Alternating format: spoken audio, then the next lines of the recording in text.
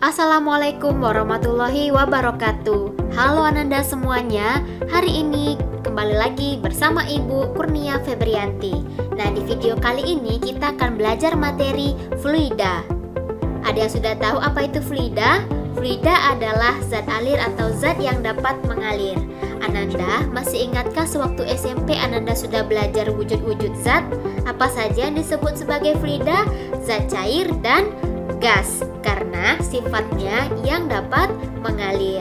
Berikut adalah beberapa fenomena tentang fluida yang bisa Ananda temukan dalam kehidupan sehari-hari. Perhatikan gambar ibu berikut ini. Bagian bawah botol ini diberi lubang A, B, dan C. Kemudian diisi air. Lubang C akan memancarkan air paling jauh. Mengapa? Nah, Ananda akan menemukan jawabannya setelah belajar dari video ini hari ini. Untuk itu, silakan simak videonya. Sebelum kita lanjut, mari dicatat dulu kompetensi dasar 3.4 dan 4.4 ke dalam buku catatan Ananda. Oke, kita langsung masuk ke materi fluida. Fluida adalah zat alir atau zat yang dapat mengalir. Fluida terbagi dua, fluida statis dan dinamis. Fluida statis adalah fluida dalam keadaan diam, sementara fluida dinamis fluida dalam keadaan bergerak. Nah, Ananda yang akan kita pelajari hari ini adalah fluida statis. Berikut ini adalah beberapa submateri dari fluida statis yang akan kita pelajari. Tekanan hidrostatik, hukum Pascal, Archimedes, tegangan permukaan dan kapilaritas, serta viskositas dan hukum Stokes. Yang akan kita pelajari hari ini adalah tekanan hidrostatik. Masuk ke materi. Kita mulai dari tekanan. Apa sih tekanan? Tekanan diartikan gaya yang bekerja tiap satuan luas. Nah, dalam fisika itu kita tulis sebagai P sama dengan F per A, yaitu F adalah gaya dan A adalah luas permukaan. Nah, satuannya adalah Pascal ya, karena yang menemukan Blaise Pascal, ilmuwan dari Prancis, gaya Newton dan permukaan meter kuadrat. Nah, analoginya seperti ini. Ketika sebuah benda itu diberikan gaya, artinya memberikan tekanan kepada benda tersebut. Nah, benda yang dikenai oleh gaya itu disebut dengan bidang tekan. Nah, gayanya itu akan bekerja tiap satuan luas bidang permukaan yang dikenai oleh gaya tersebut. Sampai sini paham ya? Sekarang mari kita lihat hidrostatis. Nah, dari kata hidro berarti air ya, statis artinya diam. Nah, sekarang tekanan hidrostatis itu adalah tekanan yang diberikan fluida statis pada kedalaman tertentu. Nah, mari kita lihat gambar ibu berikut ini. Ada sebuah air di dalam suatu gelas kimia dengan kedalaman H dan memiliki luas permukaan. Nah, kita mulai dari persamaan P sama dengan F per A. Nah, F itu sama dengan W ya, yang mana W itu adalah massa dikali gravitasi. Maka kita masukkan, kita ganti W-nya dengan massa kali gravitasi. Langsung kita akan menemukan bagaimana persamaan tekanan hidrostatis dari persamaan tekanan yang kita pelajari sebelumnya. Nah, karena massa itu adalah Rho dikali V, maka kita ganti massa ini dengan Rho kali V, sehingga Rho kali V dikali gravitasi per A. Nah, sekarang V itu sama dengan A dikali H. Oleh karena itu A dikali H langsung kita tulis, kita ganti V ini menjadi A dikali H. Sehingga kalau di sini kita bisa coret A-nya, yang tinggal adalah Rho Hg, atau biasanya kita tulis persamaan tekanan hidrostatis atau pH ini sama dengan Rho kali G dikali H. Artinya massa jenis dikali gravitasi dikali kedalamannya. Tekanan hidrostatik satuannya Pascal. Selanjutnya kita masuk ke ke faktor yang mempengaruhi tekanan hidrostatis. Dari persamaan tadi kita mendapatkan 3 faktornya. Yang pertama, kedalaman, massa jenis, dan gravitasi. Itu akan mempengaruhi nilai dari tekanan hidrostatis. Sekarang pertanyaannya, dasar bejana mana yang mendapat tekanan paling besar? A atau B atau C? Nah, jawabannya adalah sama besar. Mengapa? Karena menurut faktor yang mempengaruhi tekanan hidrostatis tadi, bentuk bejana tidak mempengaruhi. Yang mempengaruhi hanyalah kedalamannya dan massa jenis dari fluida tersebut. Ini kedalamannya sama dan sejenis, artinya tekanannya sama besar. Berikutnya adalah hukum utama tekanan hidrostatis. Hukum utama tekanan hidrostatis menyatakan bahwa semua titik yang berada pada kedalaman yang sama dalam fluida yang sejenis, maka tekanan hidrostatisnya sama. Sekarang kita masuk ke tekanan mutlak. Jika tekanan udara luar kita perhitungkan, maka persamaannya akan menjadi PA sama dengan PO tambah pH. PO ini apa? Nah, PO inilah yang tekanan udara. Nah, jadi misalnya kalau tekanan udara itu diperhitungkan, kita tidak boleh langsung menggunakan persamaan tekanan hidrostatis. Kita gunakan persamaan tekanan mutlak, yaitu PA sama dengan PO tambah pH. pH ini tekanan hidrostatis ya. Kemudian kita bisa mendapatkan hasil dari tekanan mutlak tersebut. Nah, sekarang berapa sih tekanan udara itu? Tekanan udara di dekat permukaan laut itu 1 atmosfer atau sering kita dengar 1 atm, yang dikonversikan itu sama dengan 1,01 kali 10 pangkat 5 PA atau sama dengan 76 cm Hg.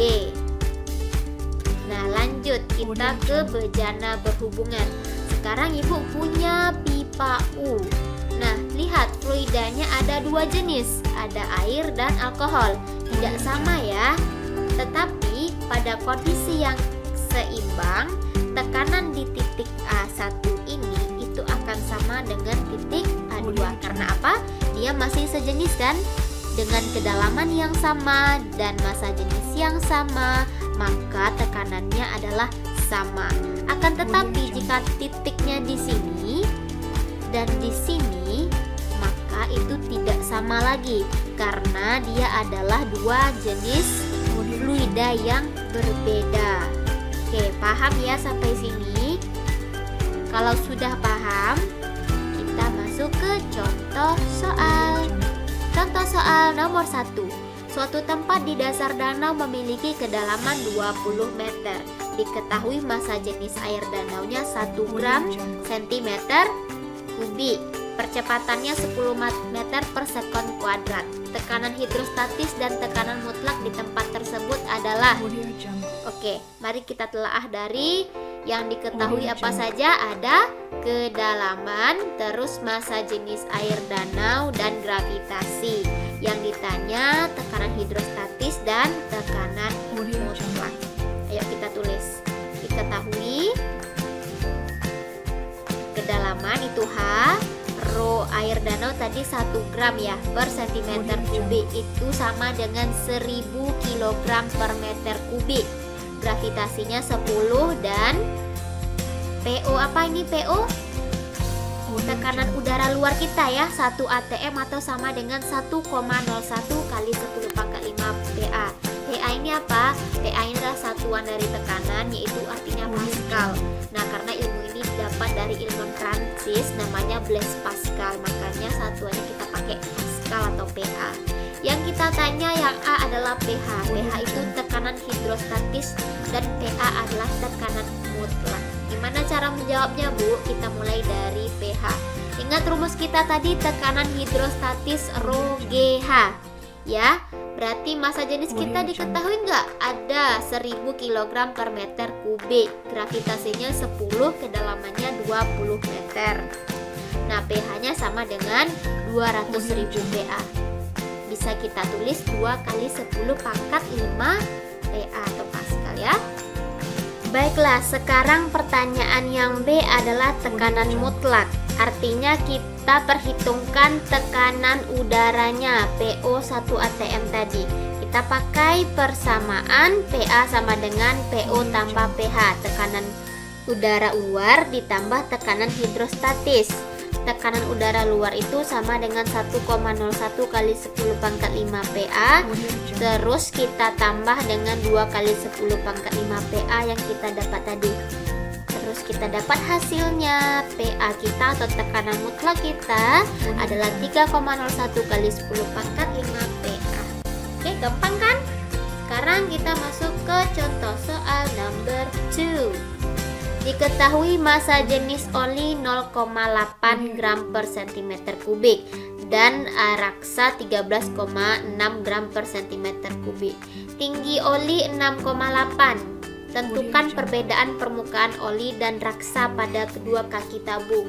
Nah, jadi perhatikan gambar ibu, ini adalah pipa atau tabung ya di sini di soal.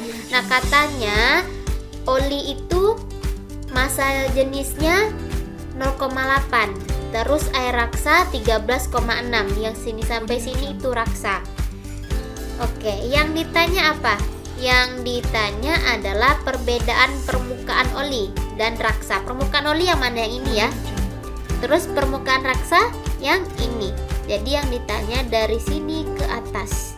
Yang diketahui permukaan si oli, ya kan? Dari sini ke sini 6,8.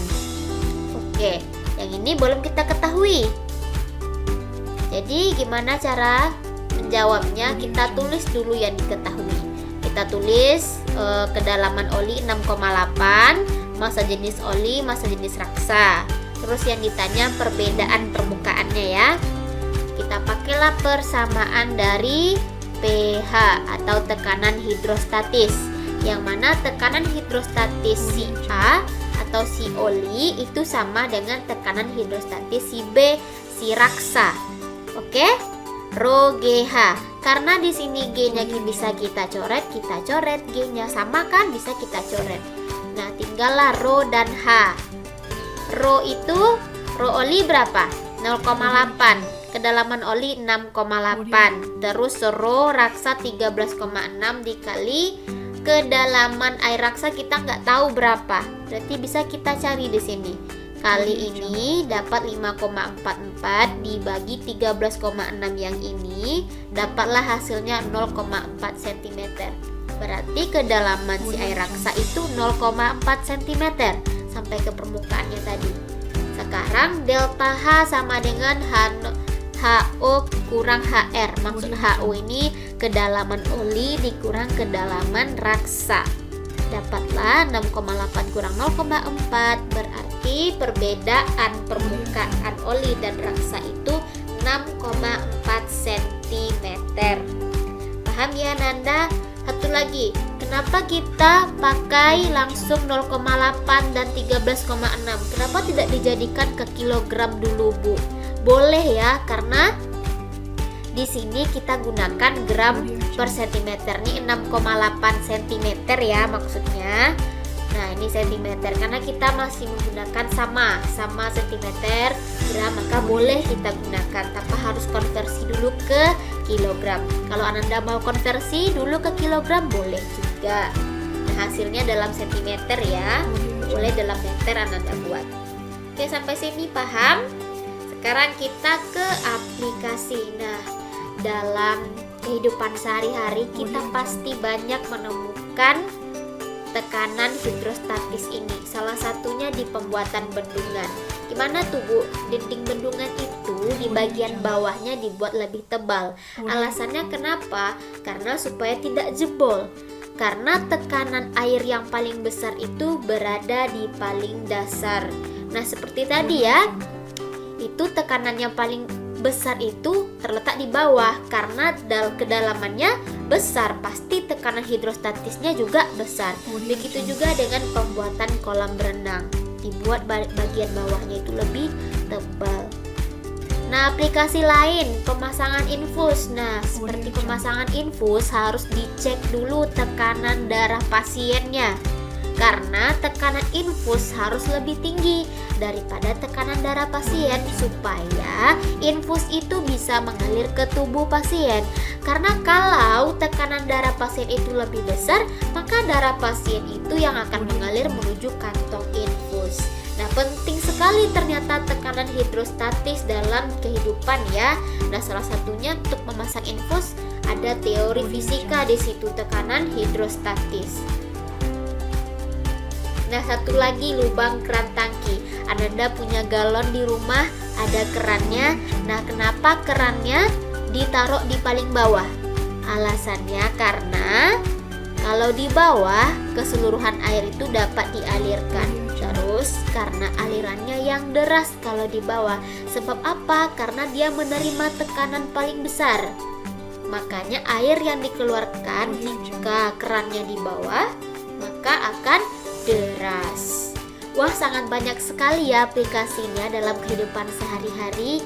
Nah, Ananda cari aplikasi lainnya tentang tekanan hidrostatis yang Ananda temukan dalam kehidupan sehari-hari.